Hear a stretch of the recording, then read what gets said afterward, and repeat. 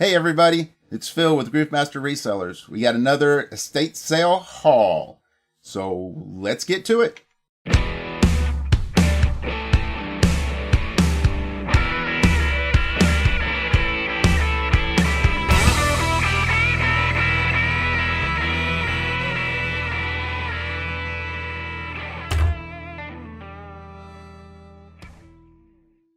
So to start off with, this is my debt pile find. I've been talking a lot about the auction professor, and I'll leave his link again in the description.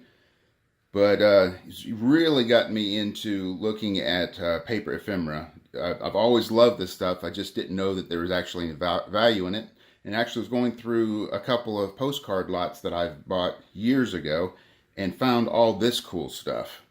Got postcards, military postcards, World War II. I've got, this is a transfer notice from World War II. I've got pictures, I've got all kinds of stuff. And so I'm really looking forward to diving into this. Okay, so something I got yesterday, this wasn't yard sale, this was some stuff I got from John the Cincinnati Picker's auction site, which is lookwhatifound.biz. I think I've been saying lookwhatifound.com, but I'll leave a link to it. Amazing site. I just love shopping on it. So one of the things I got, some more ephemera, some old pictures. These actually are pages from a book, and I'm trying to figure out if I can separate them from these pages, but it's just really, really, really cool stuff.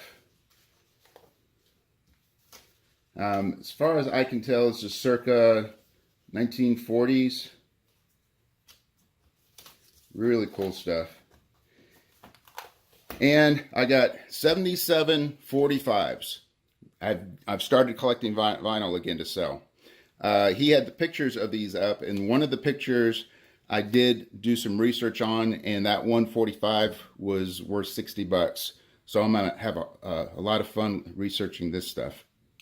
I picked up 66 45s, started looking through them. It was the first day of the estate sale. They wanted, what do they want, $5 a 45. Started looking through them. I saw there's quite a few Sun, there's some Beatles, Apple, and I started looking at a couple of other ones, and there was some value there, so I negotiated just a lot price. Wound up paying about $2 a piece for these, and I think I'll make some really good money on that. Also, got this Chicago Bears Super Bowl 20 hat. I found one that went for, if I can remember, I think it went for like around $20, but it didn't have all these pins, so I'm hoping I should be able to get some more. It's in pretty good shape. I wound up paying, let's see, I actually think I got this one for 10 bucks. So the second estate sale we went to, did get some really good deals. They had a bunch of Coke and the normal bottles that you find, but I found these. Had never seen it before, wasn't familiar with it. It's Chalk Cola. They wanted $7.50 a piece for these. I looked them up, and I found one that went for $25. That one had a cap on it. Then the other ones were like $15 to $18. I paid, let's see, I wound up paying $30 for all 6 of these. I'm going to probably just lot them together. I might pick up a crate. I can get a Coca-Cola crate pretty cheap off of eBay and just make a big lot.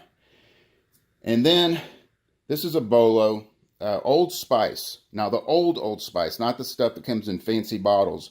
If you can get the original bottles, those things go for ridiculous prices. Unbelievable. It's unbelievable. These fall just in between. These sell for about $50 a piece, and I paid about 15 for that one and 13 for this one. So I'll probably lot those together and sell them for about 100. At the same estate sale, I found a little pottery bowl that had these in them. They wanted $2.55. I don't know if it was just for the bowl, but I didn't want it, or if it was for all of these things. So the auction professor just had a video talking about these little tiny books Most of them are going to be Bibles or religious, but you would not believe some of these little books can go for a couple or $300. I don't have any of those, I don't believe, but I should get at least 20, maybe 30, 40, 50. I'll have to look them up. And I'm not sure what this is, but it's definitely, I would say, the 50s. So I'll have to look up this one and see what I can get for it. But I got all of these for 75 cents. The next to last estate sale we went to, they had books for $2 a piece. I got these for $1.50 a piece. Didn't know much about them. This is a collection. It has something to do with finance, learning about finance or something like that. The 2018, which I don't have, sells for $20. But I'm not sure if I'm going to lot these up or if I'm just going to sell them separately. I have to look into it. I'm not sure. But like I said, I paid $1.50 for each one of these, and I should make some good money one way or the other. These seem to be a hot item. Picked up this one. I did pay $2 for it. It is the New York Times Cookbook, and it's in pretty good condition. Now, one problem is when you research stuff, a lot of times it has everything to do with the wording, because there you might find the same item that is listed as one description. Like for books, it might be listed by the author. It might otherwise, it might be listed completely separate with a different group of keywords.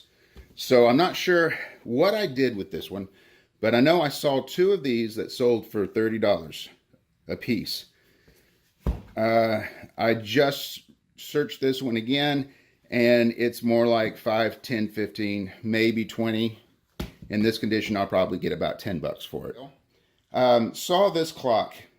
Myrna and I, one of the guys, my last video, I believe, I was talking about, I want to interview the most interesting person I've ever met, had tons and tons of clocks, grandfather clocks, wall clocks, and he told us about them. But he also had a fiddle clock. And so we had a big laugh about wanting to buy that one. That was a $5,000 clock. So that wasn't going to happen anytime soon. But we did see this one, and these were friends of ours. This was, I bought this for Myrna, and it was priced at $85. I took this out because there's a mirror inside here, and it was scratching it.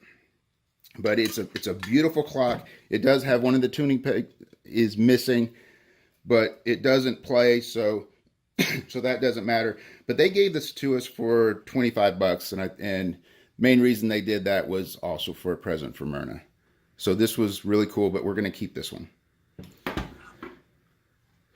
I saw one that was broken and not working that they were asking $25 for, and they said this is teak wood. This looks like it could be teak wood. I don't know that much about it. Usually when I see teak wood, it's dark like this, but still a pretty cool thing. It's going to look real pretty on the wall. This is the last thing that we picked up. It's a nativity scene. I always look at nativity scenes. Maybe 75% of nativity scenes out there will go for really good money.